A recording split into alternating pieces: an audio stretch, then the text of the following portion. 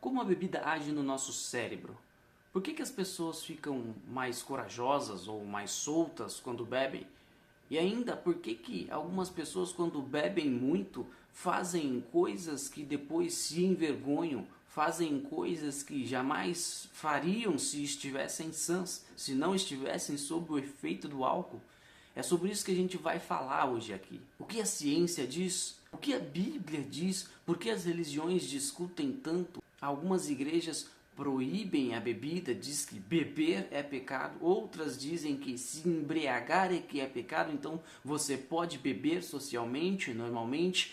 Mas o que de fato a Bíblia diz sobre isso? Ah, Ronaldo, mas o que é que você tem que outros pastores não têm, o que é que você pode me ensinar? Eu tenho a imparcialidade, eu não estou aqui para defender nenhuma visão denominacional. Vamos analisar então o que Bíblia e ciência diz e depois vamos tirar as nossas conclusões quanto ao assunto.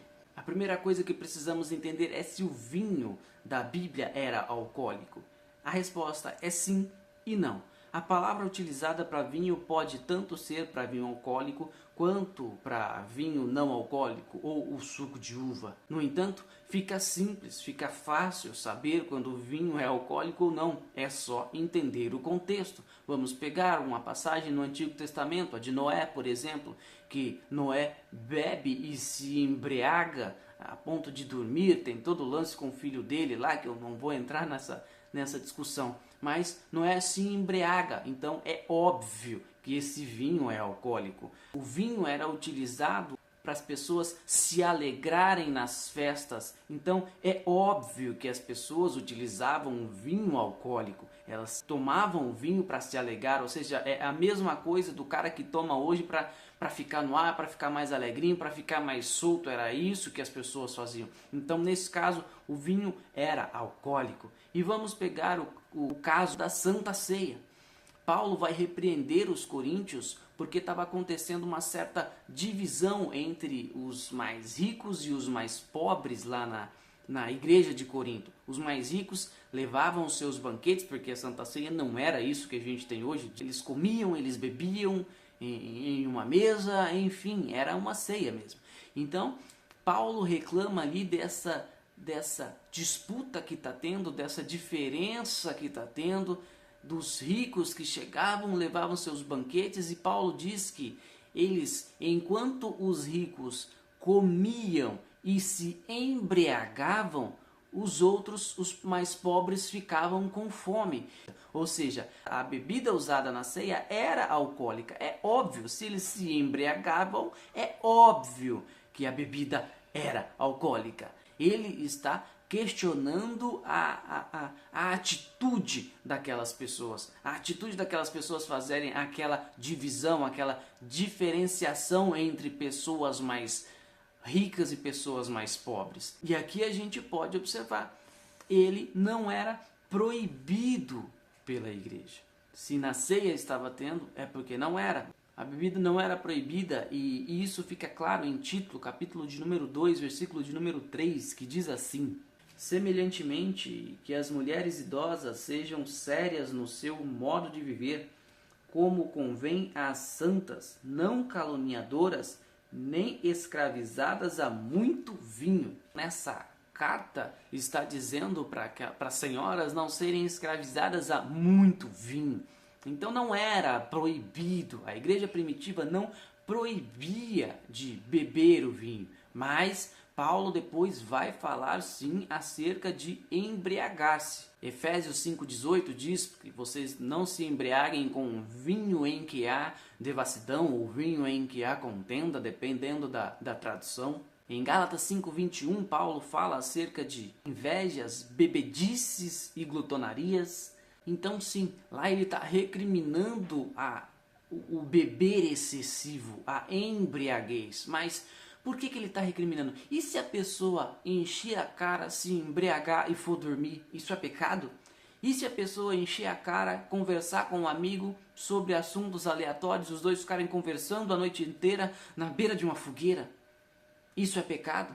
Então como entender isso? Por que Paulo fala disso? qual é o problema da embriaguez aqui? Sempre que Paulo fala de embriaguez, ele está falando de juntamente com outras coisas. Porque normalmente isso acontecia em festas onde eles se embriagavam, se soltavam e ia cometendo outras coisas. Ou seja, a bebida fazia com que o cara se embriagasse e começasse aí sim ter atitudes ruins, atitudes consideradas pecaminosas por eles. Mas então qual é o problema? Como a gente entende isso? Aí a gente vai para a ciência.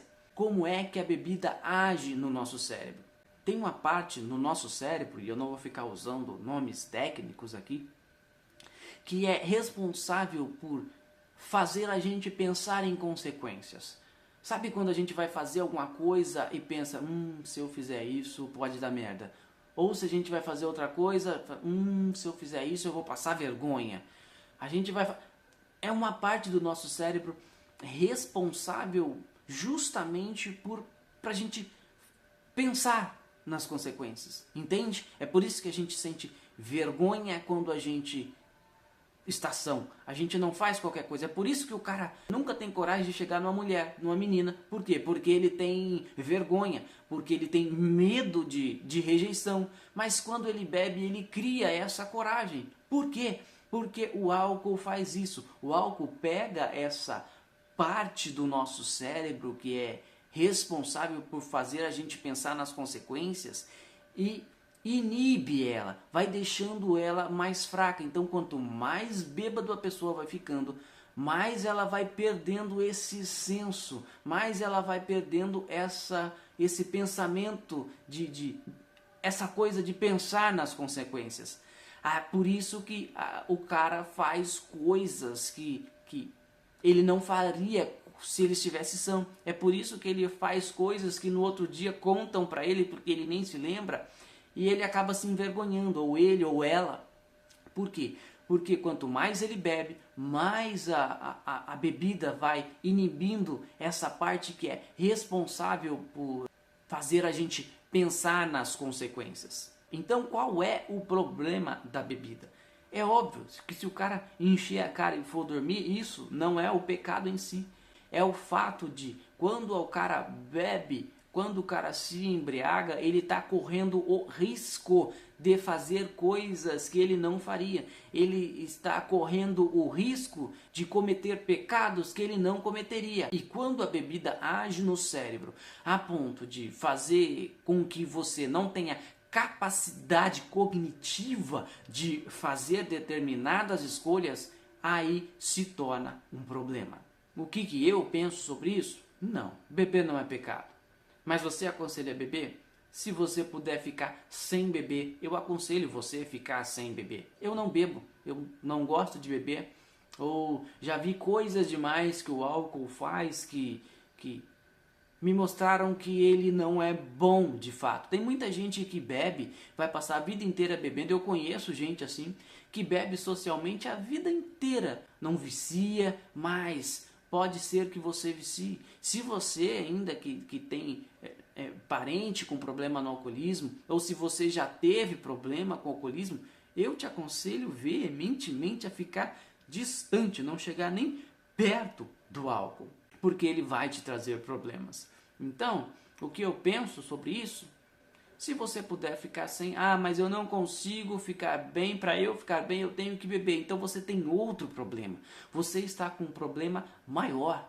Se você está precisando dessa dopamina do álcool, se você está precisando desse negócio, desse prazer imediato que o álcool te traz para ser feliz, para estar bem, para estar contente, você precisa de ajuda psicológica. Você precisa de ajuda de alguém especializado nesse ramo, porque a sua dopamina, o seu senso de prazer, está todo desregulado.